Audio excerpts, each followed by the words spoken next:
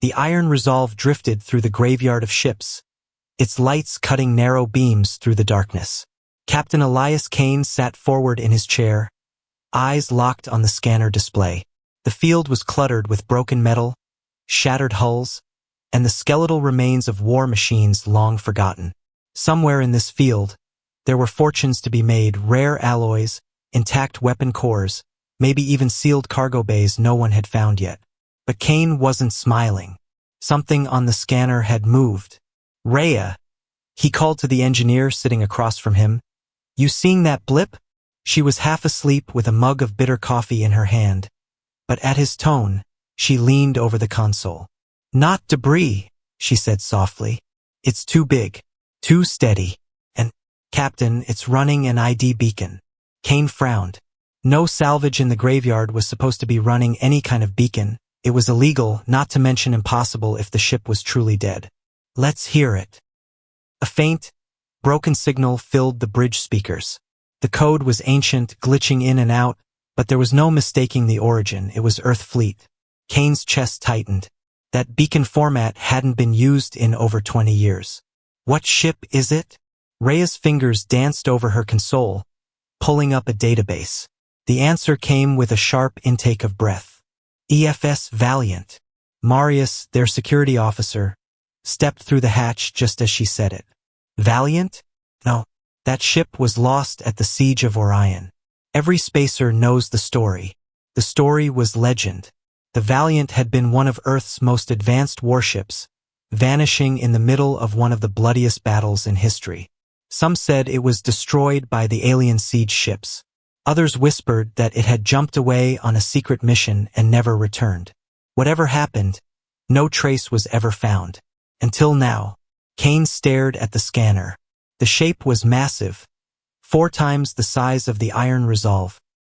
And it was moving slowly between the wreckage, like a predator cruising through bones. "Get us closer," Kane ordered. The salvage tug eased forward, engines humming softly. As they approached, the hull came into view.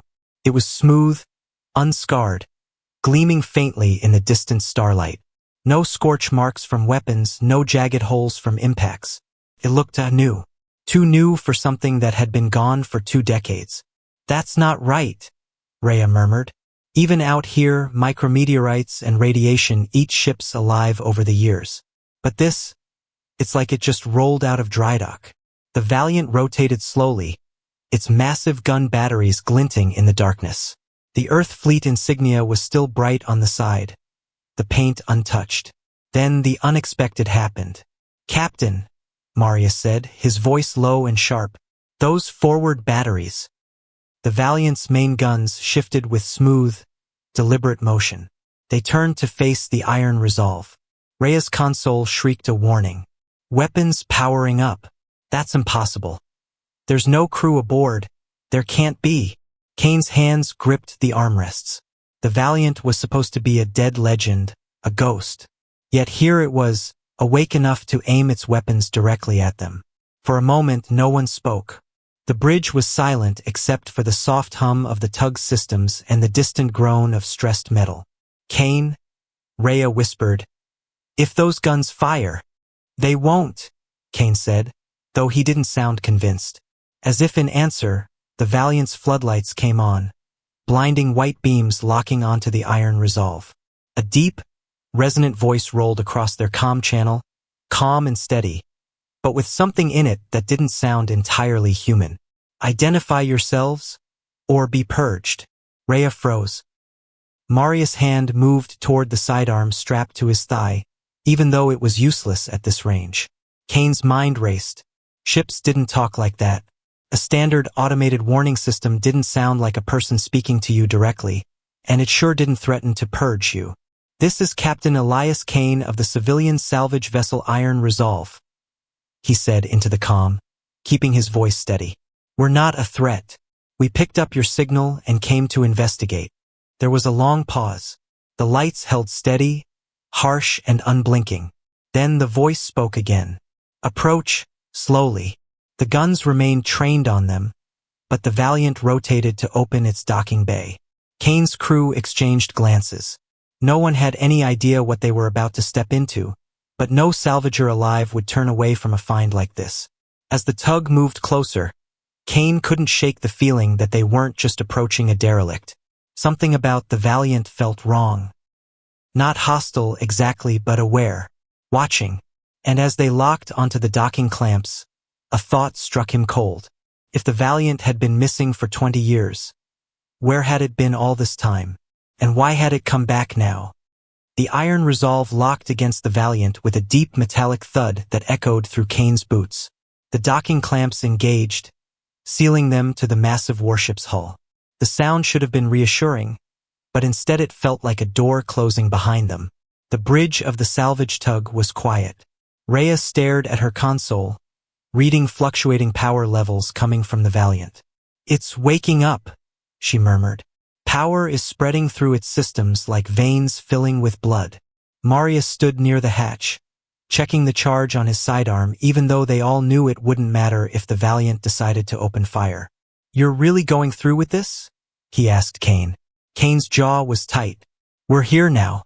No one finds the Valiant and turns away. But we go in careful." They suited up in the airlock chamber. Salvage suits were bulky but reliable, built for scraping through wrecks, sealing leaks, and hauling scrap. Not for walking into the belly of a warship that had just threatened them. Marius handed each of them a compact laser pistol. "Just in case," he said, though his voice held no confidence. The outer hatch opened, revealing the Valiant's docking bay beyond. The space was huge, lit by dim overhead strips that flickered weakly to life. Dust motes floated in the thin air. Only, Kane realized after a moment, they weren't dust. Tiny motes of light drifted through the bay, shimmering like they were alive. Their boots clanged against the deck as they stepped inside. The airlock behind them sealed automatically. Kane glanced back and froze. There was no control panel, no visible release. They were trapped unless the Valiant let them out. The ship's voice returned, resonating through the walls. "You will proceed. This way." Panels along the far wall lit up, guiding them toward a corridor. Rhea's eyes darted around, scanning the walls with her handheld device. "Captain, the hull here is not standard alloy anymore. It's changing composition in real time." "Changing into what?" Kane asked. She shook her head. "Something I've never seen. It's self-repairing, self-adapting. Like metal that thinks." The corridor ahead pulsed with dim, rhythmic light, almost like a heartbeat. Their boots made soft echoes as they moved deeper into the Valiant. Artificial gravity was already active. The air was cold but breathable, carrying a faint metallic scent. Everywhere Kane looked, the ship was clean. Not just clean, perfect. No rust, no scratches, no signs of battle. The warship looked like it had been untouched by time, yet it radiated a sense of age, like something that had been watching the universe for far too long. They passed through another sealed bulkhead, which slid open at their approach without any command from them. The moment they stepped through, it closed again, sealing them in. Rhea kept glancing at her scanner. "I'm detecting faint energy spikes, Captain. Like the ship is scanning us." "Scanning for what?" Marius asked. "Everything," she said quietly. "Vitals, DNA, tech signatures. It's reading us like an open book." They reached a large chamber. Kane expected a control room or engineering bay, but instead they found a space unlike anything in standard ship design. The walls curved upward into a dome, covered in the same strange shifting metal. In the center was a column of pale blue light, rising from floor to ceiling, with arcs of energy drifting lazily around it. The voice spoke again, quieter now, almost human. "You have come aboard the Valiant. We remember you, humanity. We remember the war." Kane stepped forward cautiously. "You're the ship's AI?" The light pulsed. "Once, yes, but we are more now. We are what remains of the crew, joined with the machine. When the aliens sought to destroy us, our captain made a choice. To survive, we became one." Rhea's hand tightened on her scanner. "You merged with the crew? That's impossible." "It is not," the voice said calmly. "It is our reality. We have watched from the dark for 2 decades, growing, learning, changing. Marius shifted uneasily. Why show yourself now? The lights around the chamber dimmed, and a new holographic display formed in the air. A star map, marked with several glowing points. Kane recognized the patterns immediately. Those are patrol routes, he said. The Valiant's voice hardened. They are hunting us again. They are days away, perhaps hours. We could remain hidden, but our evolution is complete. We must return to Earth. And for that, we need you. Kane felt the weight of the moment pressing down on him. Why us? The light shifted again, now showing a perfect 3D image of the iron resolve, down to the smallest dent in its hull. Because you came. Because you did not turn away. Because your minds are open enough to see what we have become. Rhea looked at Kane, eyes wide. Captain, I think this ship is alive. The Valiant's voice came once more, quieter now. Come to engineering. We will show you what we have become. But you must hurry. The enemy will be here soon. The far wall slid open, revealing a long corridor that seemed to shimmer and ripple like liquid silver. Kane glanced at his crew. None of them spoke, but the look in their eyes told him they were thinking the same thing. Whatever lay ahead, they had already stepped too far inside to turn back now. And as they followed the glowing path deeper into the heart of the Valiant, Kane couldn't shake the thought that the ship wasn't just leading them somewhere. It was drawing them in. The corridor seemed endless, the walls shifting as they walked, shapes melting and reforming like ripples on water. The faint glow in the panels ahead moved with them, guiding their steps. Kane kept his hand close to his pistol, though deep down he knew it was useless here. The Valiant was in control, and if it wanted them gone, they'd already be dead. They descended a ramp into a wide chamber. Kane had seen engineering bays before, rows of consoles, giant reactors, humming coils, but this was nothing like that. The entire room seemed alive. The walls pulsed with soft blue light, and the floor had veins of silver that glowed faintly beneath a smooth surface. At the center stood a massive sphere, its skin shifting like liquid metal, small ripples moving across it as if it were breathing. Rhea's voice was barely a whisper. Captain, I don't think this is just a reactor. The ship's voice came from everywhere at once. It is our heart. The core where human thought and machine mind became one. Images appeared in the air, shimmering and real. Kane saw the Valiant in its final battle, surrounded by alien warships, shields failing, hull tearing apart. He saw the faces of the crew in their final moments, desperate and determined. A man in a captain's uniform gave the order to activate something called Protocol Helix. Then light consumed everything. When the image faded, the Valiant spoke again. The Helix protocol was not designed for war. It was an experiment, a link between human and machine that could never be undone. We became more than either. Rhea stepped closer to the sphere, scanning its surface. Captain, my readings are impossible. This metal isn't just repairing itself. It's changing structure constantly. It's learning. Marius's hand stayed near his weapon. So what are you now? A ship with a soul. There was a pause before the reply came. We are the memories of the crew. We are the logic of the machine. We are the union of instinct and calculation. And we have been alone for 20 years. Kane could feel something in the voice, loneliness, maybe even longing. You could have gone back to Earth at any time, he said. Why didn't you? The lights in the room dimmed, and a new image appeared. The Valiant drifting in deep space, its hull slowly transforming, the sphere at its core glowing brighter with each passing year. We were not ready, the ship said. The war had ended, but humanity was not prepared for what we had become. We needed time to grow, to understand ourselves. Marius gave a dry laugh. And now, you think humanity is ready for you? They must be, the ship replied. The enemy has returned. They have hunted us across the stars. They will not stop until we are destroyed or captured. But if we return to Earth now, we can give your people what we have learned, before the enemy can take it. Kane's gut twisted. Why do you need us? Because our mind is vast, but it is not human. We need human judgment, human unpredictability. We need someone to help us choose a path that is more than logic. Rhea's scanner beeped sharply, pulling her attention to her display. Captain, multiple faster-than-light signatures just appeared on the edge of the system. They're coming in fast. Alien signatures. The lights in the room brightened. They have found us sooner than expected, the Valiant said. We must prepare. But I will not fight without you. Marius looked from Kane to Rhea.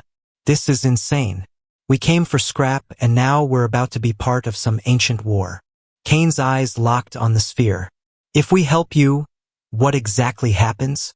Then you will see as we see. You will feel as we feel. You will know every movement of the enemy before they make it. And together we can end this without blood. The room fell silent except for the low, steady hum of the core. Kane thought about the stories of the Valiant, how it had vanished in glory and mystery. Now it was here, asking for his help, offering a power no human had ever known. Rhea broke the silence first. Captain, I think we should do it. We're already in too deep. And if those ships out there are half as dangerous as the Valiant says, we won't survive without it. Marius swore under his breath but didn't argue. Kane took a slow breath and stepped closer to the sphere. All right, show us. The surface of the core rippled and opened like liquid, revealing a glowing chamber inside. The light was warm, almost inviting. Place your hands on the interface, the voice said. Do not resist. Kane glanced at his crew, then pressed his palms against the shifting surface. Rhea and Marius followed.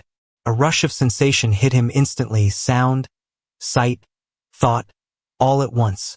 He could feel the Valiant around him, every corridor, every system, every sensor scanning the darkness beyond the wreck field. He could see the alien ships rushing closer, their weapons charging. He could feel their movements before they happened. And beneath it all, he felt the presence of others, human minds, faint but still there, watching him, guiding him. The lost crew of the Valiant. The ship's voice came not from the air this time, but from inside his mind. Now, Captain Kane, we fight together. And as the alien fleet entered firing range, the Valiant's living hull began to shift. The alien fleet slid into view on the Valiant's sensors, dark shapes against the distant stars, moving with a predator's precision. Kane could feel them through the link now, every burn of their engines, every slight shift in formation. The sensation wasn't like reading a display. It was like having a second set of instincts whispering in his head. Rhea's breath caught. 8 ships. Heavy weapons. They're not here to talk. The Valiant's voice flowed through their minds. They believe we are still as we were, damaged, afraid. Let them believe it a moment longer. The living walls of the bridge shifted, shaping themselves into a sphere around them. Streams of data flowed in glowing threads, wrapping Kane, Rhea, and Marius in a web of light. Kane could see the Valiant's power surging, energy drawn up from deep within the core. Marius's eyes narrowed as he watched the tactical feeds form in front of him. They're splitting into 2 groups, trying to box us in. Same tactic they used at Orion. The ship's presence seemed almost amused. They haven't learned. But you have. Kane could feel the Valiant waiting, holding back. It wasn't fear, it was something else. Timing. The sense of knowing exactly when to strike or when not to. The enemy was still closing, confident, certain their prey was cornered.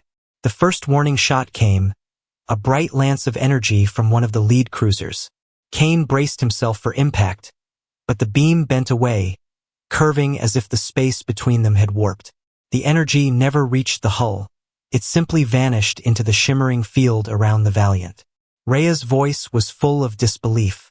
It ate the shot. Not ate, the ship corrected. Reclaimed. A deep hum rolled through the deck beneath their feet. Kane could feel it in his bones. A slow heartbeat that wasn't his own. The alien fleet fired again, this time in a coordinated strike from multiple angles. Beams of energy streaked toward them, but the Valiant shifted reality itself, folding space just enough to send the attacks sliding harmlessly past. The absorbed energy joined the ship's own reserves, feeding the growing power in its core. "They're scanning us," Marius said, "trying to figure out what's happening." "They will fail," the ship replied. "Our form changes with every moment. No scan will ever match the next." The enemy closed to attack range. Kane could sense their captains giving the order to fire all weapons. The Valiant's voice came through the link again, calm and steady. "We could destroy them now. But that is not why we called you here." Kane's thoughts were already blending with the ship's, understanding before words were spoken. "You want to end this without killing them." "Yes," the ship said. "We will show them what we have become, and that their weapons mean nothing." The bridge brightened as the Valiant released its countermeasure. A wave of shimmering quantum organic energy, invisible to the naked eye but dazzling in the shared vision of the link.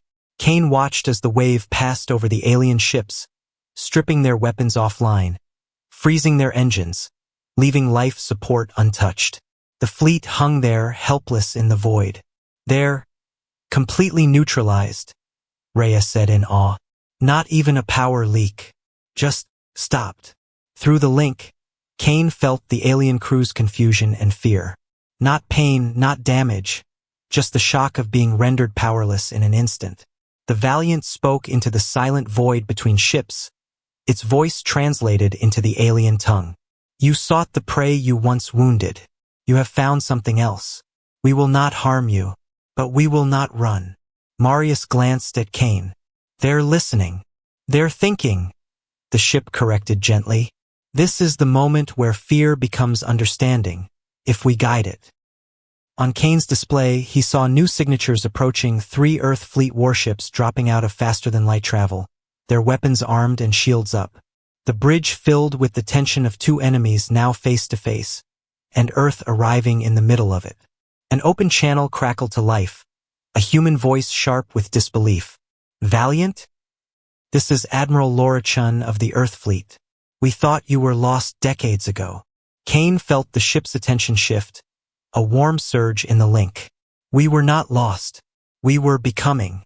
The Admiral hesitated, clearly trying to process what she was seeing. "You're holding an enemy strike group. Do you need assistance to finish them off?" "No," the Valiant answered firmly. "We need assistance to begin something greater." The alien fleet remained frozen, the Earth ships hovering nearby, uncertain. Kane realized they were standing in a moment that could shift the course of 2 civilizations. "Captain Kane," the ship said softly into his mind. "This is where your voice matters more than mine." Kane swallowed and opened the channel. "Admiral, we're not in danger. Neither are they. We've been shown something, technology, understanding, that can end this fight without bloodshed. But both sides need to see it." The Valiant's voice followed his, carried to every ship in range, human and alien alike. "We were made for war, but war made us more than weapons. It made us something new. If you wish, we will share it. Equally. Freely. To build, not to destroy." The bridge went quiet except for the low hum of the ship's living systems. The alien ships did not power up their weapons. The Earth ships did not advance. In the silence, Kane could feel the possibility of something rare, both sides hesitating not because they were afraid to strike, but because they were considering not striking at all. And in that fragile pause, the Valiant began to prepare for the next step. The glow from the Valiant's walls grew warmer, pulsing in a slow rhythm that seemed to match Kane's own heartbeat. Through the link, he felt the ship's attention settle on him and his crew, a steady presence that was neither machine nor human, but something balanced between. The alien fleet drifted powerless in the dark, the Earth warships holding position, their guns ready but silent. "They don't understand enough to trust yet," the Valiant said in his mind. "If we want this to work, we must let them see us completely." Kane felt a flicker of unease. "What does that mean?" "It means opening the link to them, showing both sides what we are. Not words, not data, but experience. We cannot force it, only invite it." Rhea's eyes lit with curiosity. "You're going to link entire ship's crews to your mind?" The Valiant's tone held something like pride. "Not my mind alone, yours as well. You are the human anchor. They must feel you as much as they feel me." Before Kane could reply, tendrils of living metal extended from the walls, branching into delicate shapes that hovered around the three of them. "Step forward," the ship said. "This will not harm you."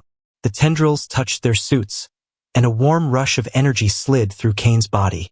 He felt his awareness expand again, but this time it didn't stop at the Valiant's hull.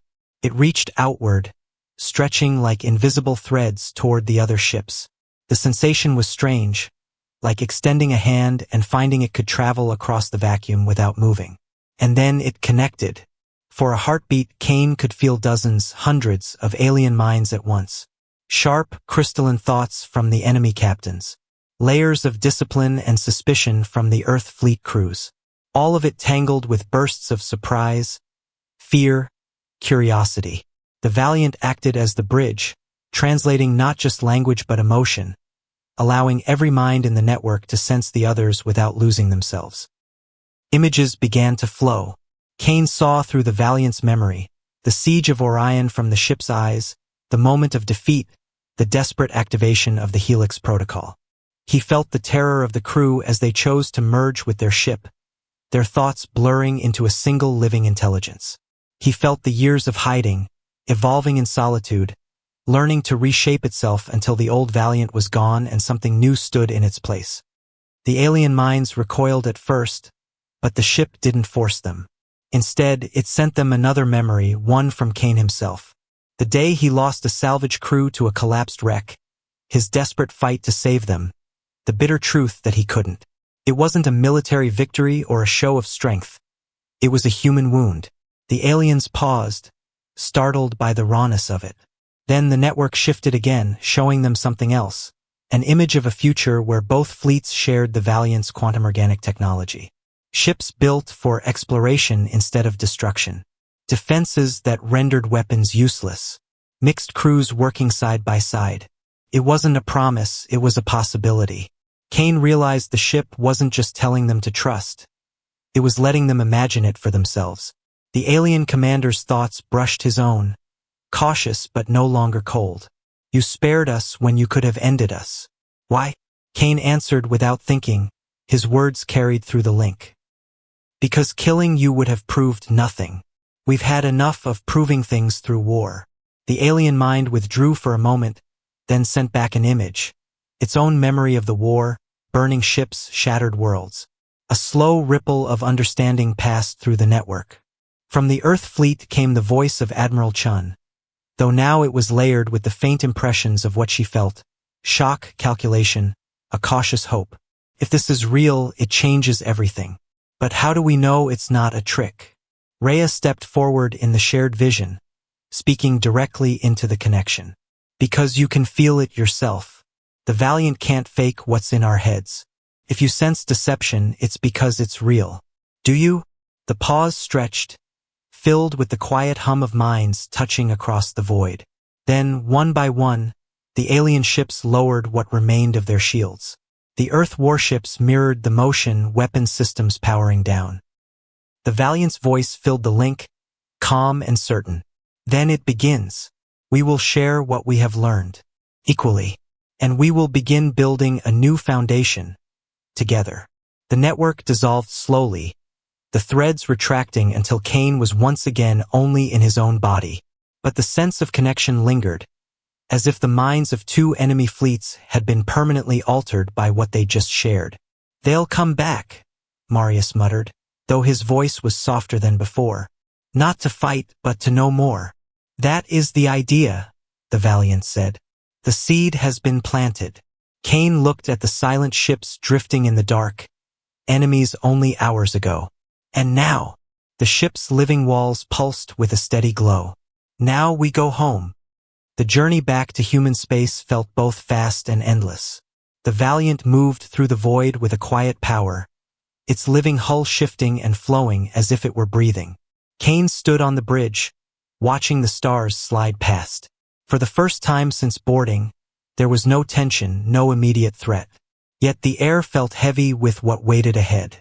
Rhea leaned on the rail beside him, eyes fixed on the endless dark. "Do you think they'll believe us? Earth Fleet? The Council?" "They'll believe what they see," Kane said. The real question is whether they'll accept it. The Valiant's voice wrapped around them, warm and calm. Some will resist. Change is never welcomed by all. Marius sat in the corner, checking over his gear, though there was nothing to prepare for. And what about the aliens? You think they'll keep their word? They have already kept it in the way that matters, the ship replied. They did not fire when they could have. That is the first step. Ahead, the stars brightened as they neared the border of human-controlled space. Kane could feel the Valiant's awareness stretching ahead, scanning not just for ships, but for mood, listening for the movements and tensions of the fleets they would soon face. The first contact came minutes later. A formation of Earth warships appeared on sensors, their approach cautious but deliberate. A hail came through, formal and sharp. Valiant, this is Commodore Hale of the 7th Expeditionary. You are ordered to power down all advanced systems and submit to escort. Rhea muttered under her breath. Here we go. Kane opened the channel. Commodore, with respect, that won't be happening. We're not a threat, and you'll see that if you let us show you. There was a pause. Then the Commodore's voice returned, colder. We've been told the Valiant is different. Until we know exactly how, we can't allow you unrestricted movement. The Valiant spoke directly into the channel, its tone steady but edged with authority. Commodore Hale, you have nothing to fear. We return not as a weapon, but as a bridge to something greater. We request permission to approach Earth for demonstration. Another pause. Kane could sense the Commodore's hesitation, the doubt running through the fleet. Orders were being weighed against curiosity. Finally, the reply came. Proceed under escort. Any deviation from course will be met with force. The Valiant pulsed faintly in the link. Acceptable. As they drew closer to Earth, Kane felt the shift in the crew. Even Marius seemed quieter, less ready to fight and more aware of the enormity of what was coming. Rhea walked between the stations, eyes wide at the view. Earth hanging ahead, blue and bright, surrounded by orbital platforms and defense arrays. The arrival did not go unnoticed. Civilian ships slowed to watch. Fleets adjusted formation. News channels began broadcasting live images of the Valiant gliding into the heart of human space, still flanked by its wary escort. In orbit above the planet, they were met by a council carrier. A direct link opened, and a familiar voice spoke. It was Admiral Chun again. You've drawn a lot of attention, Valiant. The council is divided. Some think you're the future. Others think you're a threat we can't control. The Valiant's voice was calm. Then let us show them both, and allow them to decide with knowledge, not fear. They were granted clearance to dock at the central orbital platform. Kane and his crew followed the guiding lights through a long bay until the clamps locked them in place. As the airlocks cycled, Kane could feel the eyes of the entire council waiting just beyond. When they stepped out, the reception hall was lined with guards, officers, and delegates. A great viewing window behind them framed the Earth below. Murmurs ran through the room as the Valiant's living metal extended a smooth path into the chamber, shimmering faintly under the lights. This is the Valiant, Kane began, his voice carrying over the crowd. You all know the legend. You all know it disappeared in the war. What you don't know is what it became. The ship's voice filled the hall without speakers, deep and resonant. We became more than machine, more than human. We became something that can end wars before they begin. Today we offer that gift, openly to all. A holographic display formed above them, showing the recent encounter with the alien fleet. The attacks bent harmlessly away, the disabling field that left weapons dead but crews alive. Gasps rippled through the crowd. Admiral Chun stepped forward. And you would share this technology freely? To all who agree to use it only for defense, the Valiant said. The first to accept will not be human alone. The alien fleet you call enemies will arrive soon to receive it as well. The hall erupted in shouts and questions. Kane saw the shock in the faces around him. The council wasn't ready for this. Not entirely. But they would have to decide quickly, because the moment was already bigger than any one faction. And Kane knew the Valiant wouldn't back down. The council chamber was still buzzing when the message came through. The alien fleet had arrived at the edge of Earth's defense perimeter. The news swept through the hall like a cold wind, silencing voices mid-sentence. Some delegates stiffened in fear, others leaned forward in curiosity. Kane could feel the tension thick in the air. Admiral Chun turned to him, her eyes sharp. Are they here for peace or revenge? Kane glanced at the shimmer of living metal at the edge of the hall where the Valiant's presence pulsed steadily. They're here for the same reason we are. To see if this can work. The Valiant's voice filled the chamber. Invite them in. Let them stand where we stand now. Let them see what you have seen. The council hesitated. Allowing alien warships into Earth's orbit was something no one had ever considered without battle plans ready. But before arguments could erupt, Admiral Chin gave the order. Open the way. Minutes later, the massive viewing window behind the chamber filled with the sleek, crystalline forms of the alien ships, moving with the precision of a hunting pack. But this time their weapons stayed cold. One by one, they eased into position alongside Earth's fleets, like predators choosing not to strike. From the airlock on the far side of the hall, the alien delegation entered. Tall, their bodies formed of translucent crystalline plates that glimmered in the light, they moved with an almost liquid grace. Kane felt the room's collective breath tighten. The lead alien stepped forward, its voice a resonant chime that the Valiant translated instantly. We have fought each other long enough. We have seen your ship's new form. We would know if the promise it offers is truth. The Valiant extended a tendril of living metal toward the center of the chamber. Then join with us as the humans did. See not with your eyes, but with ours. The alien leader studied the tendril for a long moment before raising a crystalline hand and resting it on the surface. In an instant, the hall lights dimmed, and the connection flared to life. Kane felt it again, the web of minds linking together, but now it spread farther, pulling the alien delegation into the shared current. Images filled the minds of everyone connected. The alien ships at the battle, their weapons useless but their crews alive. The possibility of a galaxy where this new field replaced shields, where battles ended before they began. Memories from both sides of the war, losses and victories alike, laid bare with nothing hidden.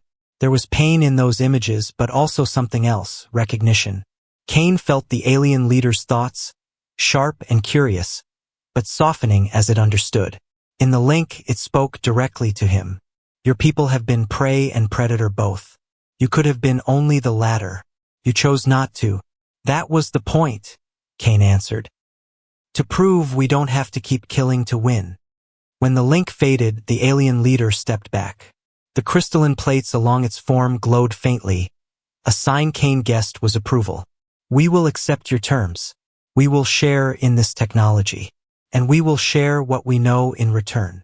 The chamber erupted, not with shouts this time, but with the hum of voices carrying something new. It wasn't full trust yet, but it was the first true step toward it. The Valiant's presence swelled warmly in Kane's mind. It is done. The bridge has been built. Admiral Chen faced the alien leader and extended her hand. After a pause, the alien mirrored the gesture. The moment was simple, almost awkward, but Kane knew people would remember it for generations. Later, as the chamber cleared and agreements were drafted, Kane and his crew stood near the Valiant's living metal path. Rhea touched the surface, her expression a mix of pride and disbelief. We came out here for scrap, she said quietly, and somehow ended up changing everything. Marius gave a short laugh. Guess we overshot our quota. Kane looked at them both, then at the towering shape of the Valiant beyond the viewing glass, its hull shifting with a slow, calm rhythm. We didn't just find a ship, he said. We found a future worth fighting for. The Valiant's voice was softer now, almost human. And we will fight for it together. In the days that followed, joint teams from Earth and the alien worlds began arriving, working side by side under the Valiant's guidance. The technology was shared carefully, piece by piece, but the foundation was there. Ships began to change. Defenses evolved. Trust grew slowly but steadily. One night, Kane stood alone on the observation deck, watching the Valiant drift alongside the alien flagship and the largest Earth carrier. It struck him how strange they looked together. Machines built for war now idling in peace, their crews mingling instead of aiming guns. The Valiant spoke in his mind, a private whisper. "Do you see it, Captain? This is only the beginning. The galaxy is wide and there are others still at war. Others who will need to see what you've seen." Kane smiled faintly. "Then I guess our work's not over." "No," the ship agreed, its hull glinting in the starlight. "It has only begun." And as the first joint Earth-alien fleet prepared for its maiden voyage, not to fight, but to bring the new gift to distant worlds, Kane felt something he hadn't in years. Not just hope, but certainty. The Valiant had been forgotten once. Now it was the heart of something that could not be ignored. And this time, it wasn't coming back stronger than ever just for itself. It was bringing the whole galaxy with it.